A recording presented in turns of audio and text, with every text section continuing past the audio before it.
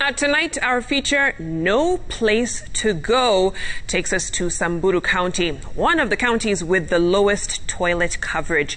Dorcas Wangira reports on why it matters that no one should be left behind, especially when it comes to toilets, and why social, economic, and environmental consequences of inaction in Samburu impact the entire population. Take a look.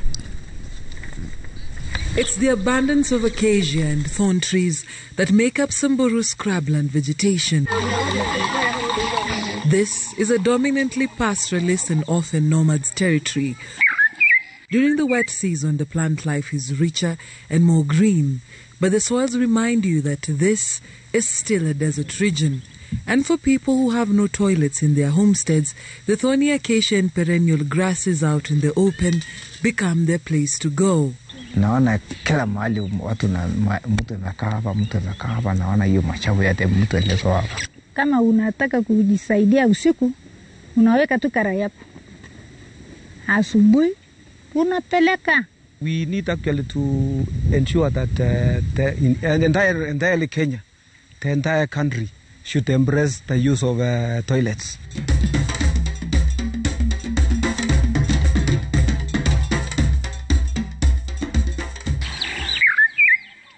"472 kilometers from the capital, Nairobi, we experience just how scorching the sun can be, even in the early morning. Two blue-thighed Somali ostriches make their crossing, ushering us closer to Keleswa village, Samburu North. Leseyan Letura, husband to 5 wives and a father to 10 children, welcomes us to his homestead. When he built his permanent home, the area chief advised him to construct a toilet within his household for the main boma. Sasa aliambia sisi kujenga nyumba bila choo, hiyo ni makosa kwa serikali. Sasa mimi niliasa nyumba na akaasa choo. He has used this toilet for 2 years.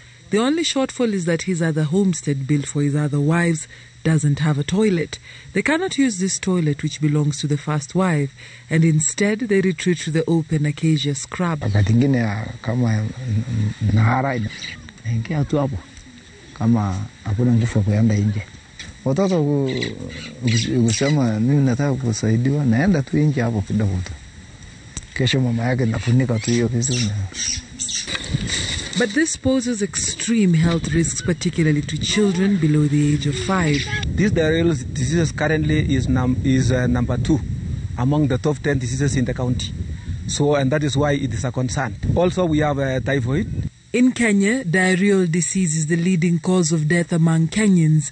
Data from the Ministry of Health and the World Bank and other partners released 25th March shows this accounts for 37,655 deaths on average a year, followed closely by cancer and tuberculosis, this being 3 times more than malaria and 10 times the average deaths caused by road accidents, with deaths caused by the novel coronavirus lagging further behind. Watu kukunya maji hiyo mvua, najua yuko hapa yuko masilango ni ile na kanga maji.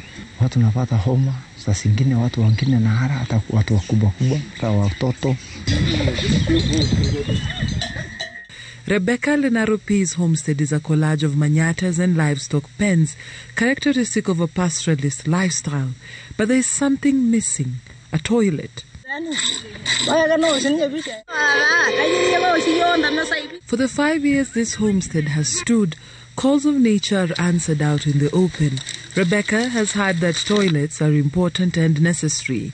According to the 2019 census data, Samburu County has a population of 310,027 and 632 villages, with sparsely populated Samburu North with a population of 67,195 villages. Samburu East has a population of 77,000 with 176 villages, and Samburu Central has a denser population of 166,027 and 261 villages. However, the degree of separation is in the toilet coverage. Samburu Central, where the county headquarter Maralal sits, is also witnessing increasing urban settlements and lifestyle. Samburu Central, we have 43% latrine coverage. 57% of them are going to the bush. Samburu North has 23% coverage. It means 77% of the entire population are going to the bush. Samburu East being the middle ground with 27% latrine coverage and 73% of people going to the bush. But with intervention by both state and non-state actors, Samburu residents are climbing up the sanitation ladder, an effort which began in 2019 has seen residents construct toilets with their own resources in 10 pilot villages. Constructing the toilets with their own labor and sourced material gives them a sense of ownership. They are urged to have manhole covers to keep away flies, soap and water or ash to ensure that their hands are clean every time they use the toilets. Lol Popongi is one of 4 villages that has earned a certification of being open defecation free, meaning it has satisfactory latrine coverage. We've been looking at the trend at the hospital, especially the health facilities. We are seeing a decrease in terms of the diarrheal cases, especially for children under 5. Agnes Lekore tells us that the process of building a toilet can take up to a week from excavation to completion. Often, family members pull together if they cannot afford external labor. Wengi wana show. Ni watu nusu tu ndio wana show. Kujenga nyumba ni rahisi kwa ajili sisi tukijenganga hii manyumba tuko wengi tukijenga na tunaweza tukumaliza haraka. Na hiyo show msee atafanya basi kuchimba hiyo show na ataweza kuchukua muda. A toilet is a bare necessity, and for those who have them in their households, answering to the call of nature in the comfort of their homes may be something that they may take for granted. But just how interconnected are we? Why should a Kenyan in Nairobi or any other urban center in this country care if a Kenyan here in Samburu has a toilet or not? Samburu County is one of the ASAL counties that are prone to various hazards. And some of the families that this population depend on, their families work in Nairobi. So you find the remittance will even go down because their families at home are not sick because of the current diseases and measures they've taken in place to reduce some of those particular diseases. So you'll find remittance will not be there. Our people are moving. They are not localized. So they move to Nairobi, they move to Mombasa, they move to Nakuru, they move to Eldoret, or they move to Kisumu. So anywhere. So when they reach Nairobi or Mombasa, they need to make sure that they use the toilets. And when they come home, they need also to come and use the toilets. One health where environmental health, animal health, and human health intersects matters. Our animals, when you defecate in the bush, the feces studies in the bush, normally our animals, they consume them. And at the end of the day, our animals is being sold.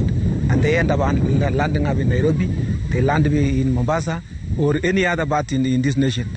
What happens if more villages become open defecation free? In terms of livestock fetching good money from the villages compared to other areas, you'll find that now people will know that goats from Samburu are well fed, do not feed on the human waste. Winds of change are blowing in Samburu. With increased urbanization, more permanent structures will become the new normal, necessitating the need to construct more toilets, with residents climbing the ladder further up from pit latrines to flush toilets. Sisi tunaona itaanza kuendelea kabisa mbele, kwa sababu wenye ana show siku hizi hata yeye anaona ayubu kwake bila show, na tunakatasanga hata watu mtu akuje kujisaidie kwa show yako.